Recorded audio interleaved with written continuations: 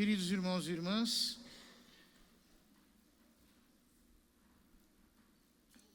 hoje, nesse 28º domingo comum, a igreja nos apresenta a parábola das bodas de casamento ou do banquete das bodas. É uma parábola muito interessante porque coloca no centro um evento que, justamente na mente dos sacerdotes e anciãos do povo, que são os destinatários imediatos da parábola, evoca profecias antigas, profecias messiânicas.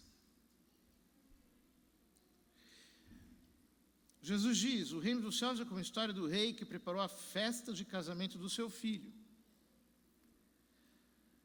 Ele manda chamar os convidados, mas os convidados não quiseram ir. O rei mandou outros empregados, com um convite mais explícito, dizendo: os bois, os animais cevados estão mortos, está tudo pronto. Os convidados não deram a menor atenção. Um foi para o seu campo, outro para os seus negócios, outros agarraram os empregados, bateram neles e os mataram. É a descrição perfeita do que fizeram com Nosso Senhor e com os profetas que vieram antes dele. Mas, na sequência, o rei fica indignado e manda suas tropas para matar os assassinos e incendiar a cidade deles. E aqui nós percebemos uma certa desproporção. Como é que nós podemos tratar uma desfeita com tamanho rigor? Isto é assim porque justamente este banquete não é qualquer banquete. É o banquete messiânico, é o banquete da salvação, é o banquete da redenção, é o banquete da intimidade. E acerca disso, o profeta Isaías diz na primeira leitura: o Senhor dos exércitos dará neste monte para todos os povos um banquete de ricas iguarias, regado com vinho puro, servido de pratos deliciosos, dos mais finos vinhos. Ou seja, este é uma imagem da vida espiritual. O que é a vida espiritual? A vida espiritual é um banquete de ricas iguarias. Estas ricas iguarias são as graças que Deus nos outorga por meio de Jesus Cristo. Estas ricas iguarias são regadas com vinho puro, como aquele vinho que Nosso Senhor suscitou nas bodas de Caná, transformando a água nele. Este vinho representa a graça do Espírito Santo. Assim como Noé, quando descobriu o vinho, ficou embriagado. Quando nós nos embriagamos do vinho espiritual do Espírito Santo, nós ficamos ébrios de caridade, fervorosos de amor, transbordantes de alegria. E acerca disso dizia São Paulo aos Efésios: não vos embriagueis com vinho, no qual há dissolução, mas enchei-vos do Espírito Santo. servido de pratos deliciosos. Estes pratos deliciosos, um servido depois do outro, são justamente as fases da vida interior, em que nós vamos aprendendo a apreciar mais e mais sutilezas de Deus, delicadezas do céu, a leveza, a suavidade. E acerca disso diz a Escritura: provai e vede quão suave é o Senhor. Feliz de quem encontra nele o seu refúgio. Porém, não é esta a maior graça. Ele ainda diz que removerá a cadeia que ligava todos os povos, a teia em que tinha envolvido todas as nações. A vida espiritual vai nos libertando das amarras, das ataduras, de toda a ligação com que fomos entretecidos nesse mundo corrompido. E a nossa alma vai ganhando a verdadeira liberdade do espírito, que consiste em não querer nada a não ser o querer de Deus, a não ser Deus mesmo. Por fim ele diz: o Senhor Deus eliminará para sempre a morte, e enxugará as lágrimas de todas as faces, e acabará com a desonra do seu povo em toda a terra. Esse é um banquete em que nós vamos aprendendo a viver da vida sobrenatural, não dessa vida mortal, que perece. Acerca disso disse Jesus: quem crê em mim, ainda que esteja morto, viverá, e quem vive e crê em mim, não morrerá jamais. É um banquete no qual Ele enxuga as nossas lágrimas, não porque não choremos, uma vez que Jesus diz que bem-aventurados são os que choram, mas o motivo do nosso choro deixa de ser qualquer criatura dessa terra, qualquer sofrimento que temos sobre o nosso corpo, e passa a ser o desejo de Deus, o contentamento pelo amor de Deus, o transbordamento de Deus em nós. São lágrimas doces, que alegram o coração, aliviam a alma e trazem paz ao espírito. Ele acabará com a desonra, porque nos colocará numa posição de tal humildade que não necessitaremos mais da honra que nos vem de fora. Estaremos também livres dessa escravidão. Este é o banquete da vida espiritual. E os convidados não quiseram participar dele, assim como em nossos dias.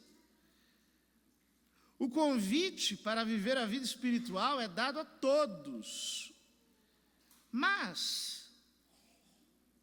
a maior parte das pessoas prefere administrar as coisas exteriores. Eu tenho meu campo, eu tenho meu negócio,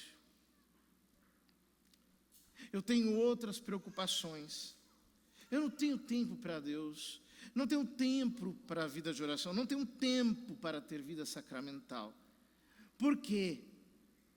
Porque eu estou preocupado com o meu trabalho, com o meu dinheiro, com os meus relacionamentos, com as minhas diversões, com os meus passatempos, com os meus amigos, com as notícias, com qualquer coisa que esteja do lado de fora.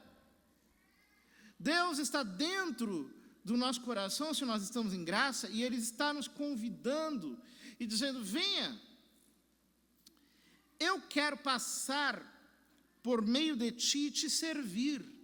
Eis que estou na porta e bato. Venha. Eu quero te chamar para a intimidade. Eu quero que você aprenda a saborear o meu amor, a experimentar as delícias da vida espiritual, mesmo em suas fases mais difíceis. Por quê? Mesmo quando nós precisamos passar por uma purificação, quando Deus precisa fazer com que o fogo purifique a nossa alma, e portanto, mesmo quando nós temos que passar por dores, por vergonhas, por humilhações, por situações de aridez que nos deixam desnorteados, mesmo quando precisamos lidar com as nossas paixões desordenadas e espremê-las para que expurguem todo apego desordenado, mesmo aí, a segurança do Senhor,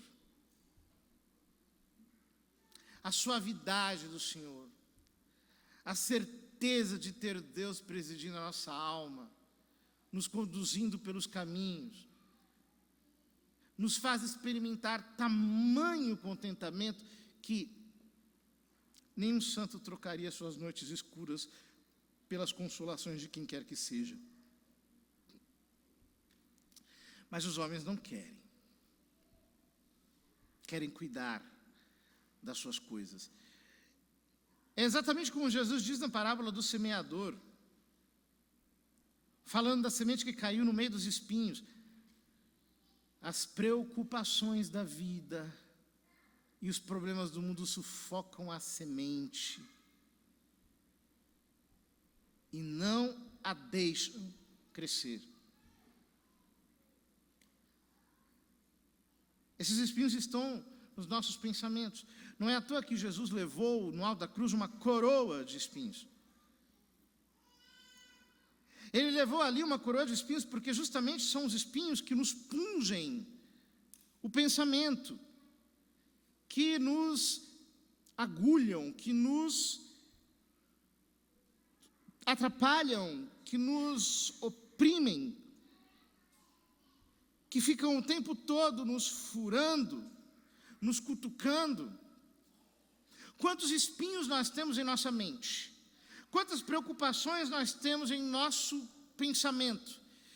Isso nos faz o tempo todo viver de um lado para outro, batendo cabeça, ansioso, desesperado, agitado, porque eu tenho que fazer isso, eu tenho que fazer aquilo, eu tenho que terminar essa coisa, eu tenho que terminar aquela outra, eu tenho essa obra para fazer, eu tenho aquela outra, eu tenho essa iniciativa para tomar, eu tenho aquele grupo, eu tenho aquela companhia, eu tenho aquela amizade. Quando é que você vai deixar isso tudo para lá e vai dizer: Deus, eu quero apenas a Ti, nada mais eu quero? Quando é que você vai tirar esses espinhos da sua cabeça? Porque se você não tirar esses espinhos da sua cabeça, o resultado disso é que a vida espiritual vai morrer. A cidade será entregue a chamas. A sua alma entrará em destruição. É por isso que na segunda parte da parábola o Senhor manda chamar a todos. Porque as graças que nós desprezarmos não ficarão sem proveito. Haverá alguém que as acolha. Eu penso mesmo muitas vezes em quantos católicos que desaproveitam o tesouro de graças dos sacramentos, que acabam sendo de algum modo migalhas comidas pelos cachorrinhos, como disse a cananeia a Nosso Senhor. Aqueles que estão fora, às vezes recebem as graças que nós desperdiçamos aqui dentro. Então o Senhor vai.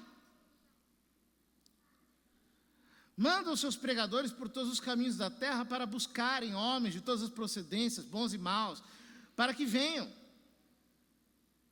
E muitos vêm. É muito interessante ver que às vezes há cristãos que passam a vida inteira na igreja, mas não experimentam Deus. São como funcionários do sagrado, como administradores de coisas sacras, mas não se sentam ao banquete, não experimentam a presença de Deus, não desfrutam a doce união com Cristo, não se inflamam no fogo ardente da caridade do Espírito Santo. Passa ano, entra ano, estão sempre na mesma, morrem verdes. E quando se põe a pregar, então, misericórdia, porque às vezes até descrevem a vida espiritual, mas não como alguém que as experimentou. É como, por exemplo, alguém que tivesse visto um vídeo da muralha da China e tentasse explicar como ela é, com uma aula muito bem feita. Isso não é experimentá-la. E a diferença entre quem experimentou e quem não experimentou é monstruosa. Porque quem experimentou Deus fala com vida, sente-se naquilo que ele diz, a verdade do que ele experimentou, não uma teoria. Eu sempre acho muito interessante quando vejo esses ateus que um dia foram cristãos e que contam no seu ateísmo que é um absurdo a fé, porque você tem que crer antes para ver depois, porque nada na vida é assim. Eu tenho que ver, eu tenho que conhecer, eu tenho que saber para poder acreditar e poder assentir com o meu pensamento depois. Isso é um absurdo. Por quê? Porque a fé não é uma teoria. Eu não estou criando nenhuma teoria na física, na matemática, na química, uma teoria de explicação da realidade. Não é isso, a fé não tem nada a ver com esse tipo de conhecimento recortado da realidade. A fé é a nossa união com Deus, que se dá a partir do momento que nós aderimos a Ele de todo o nosso coração. E quando nós o fazemos, como diz Santo Agostinho, uma luz brilha no nosso coração. A nossa alma é inundada verdadeiramente pela luz da graça. E algo começa a ser transformado em nosso interior. E quando nós nos voltamos sobre isso e começamos a nos misturar com este que está produzindo esses movimentos em nós, nós começamos a entrar por essa portinha estreita e a tê-lo na intimidade, e a sorvê-lo e a experimentá-lo. Conheço muitas pessoas que leram dezenas de livros sobre a espiritualidade e continuam tão superficiais como antes, porque estão procurando uma teoria, enquanto Deus tem para lhes oferecer o seu gosto. Provai e vede quão suave é o Senhor. Aí, de repente, chega na igreja um descabeçado qualquer, alguém que estava aprontando poucas e boas na vida.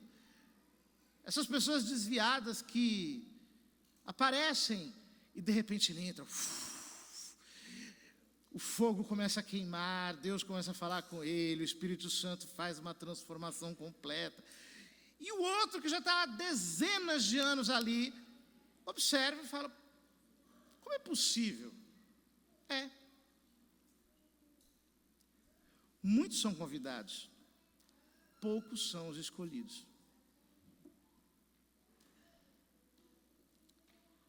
Deus convida a todos para a vida espiritual, mas enquanto você não largar o apego às coisas exteriores, e muitas vezes coisas exteriores são as coisas religiosas que nós fazemos,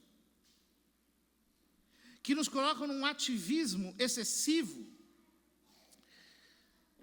você não vai conseguir efetivamente provar do Senhor. Eu vejo as pessoas, quando elas têm uma intenção qualquer, elas se engajam naquilo. Eu vou fazer uma novena, vou fazer trezena, uma quarentena, um mês, um negócio, um desafio, um sacrifício, e acordam não sei que horas, e fazem não sei o quê, e vão a pé não sei para onde. Espera aí. Para. Prova um pouco. Você está experimentando comungar com devoção? Abraçar Cristo na Eucaristia dentro do seu coração e deixar o fogo do amor dele te incendiar? Você está confessando com verdadeiro arrependimento, um arrependimento trabalhado, meditado, humilde, em que você quebra o seu coração, e aí a graça da confissão vem e derruba todas as resistências do seu interior? Você vai rezar o seu terço. Esse terço é um terço amoroso, em que você saboreia os mistérios da vida do Senhor. Você vai ler a Escritura, você lê como se o Espírito Santo tivesse te contando aquilo com todo o frescor, não como quem lê um livro de filosofia, mas como alguém que se deixa instruir pelo ensinamento de Deus.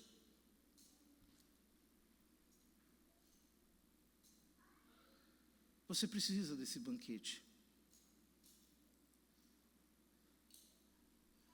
Porque experimentar o Senhor é o segredo de que fala São Paulo na segunda leitura. Sei viver na miséria, sei viver na abundância. Eu aprendi o segredo de viver em toda e qualquer situação, estando farto, passando fome, tendo de sobra, sofrendo necessidade. Tudo posso naquele que me fortalece.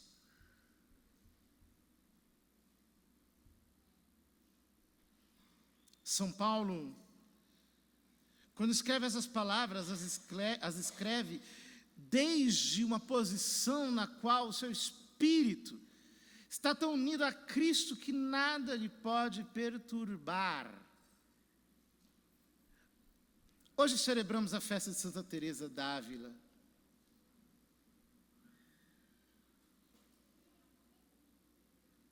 É maravilhosa a vida dessa doutora da igreja, porque ela passou por todas as fases da vida interior, as descreveu magnificamente. E há um episódio em sua vida em que ela teve de hospedar-se na casa de uma condessa. E esta lhe exibiu um dia as suas joias. Colocou-as todas no seu pescoço e disse à mística Santa Teresa: Reverenda Madre, a senhora não sente inveja das minhas joias? Olha como elas são lindas. E Santa Teresa teve uma crise de riso em que ela caiu no chão de rolar de rir. Ela estava experimentando o divino na sua alma. Ela estava entretida com a Santíssima Trindade na fina ponta do seu espírito. Ela estava embriagada de amor sobrenatural. Diante disso, o que são joias? É absurdo. Ela conta uma vez que viu, assim que ela entrou na quinta morada, a mão gloriosa de Nosso Senhor, que resplandecia mais do que 15.000 sóis juntos. Mas será que o brilho de um diamante se compara a isso? Eu preciso experimentar da suavidade do Senhor. Eu preciso entrar nesse banquete, ir pelos prados verdejantes, para as águas repousantes, para essa mesa que Ele fez à frente dos inimigos. Eu preciso receber este óleo com o qual Ele unge minha cabeça, o transbordamento desse cálice, a felicidade e todo o bem que vem do céu e que nos leva para lá. Todo o resto é propaganda enganosa. Entremos pela porta da espiritualidade e deixemos fora tudo que é de fora. Experimentemos Deus no cerne do nosso ser.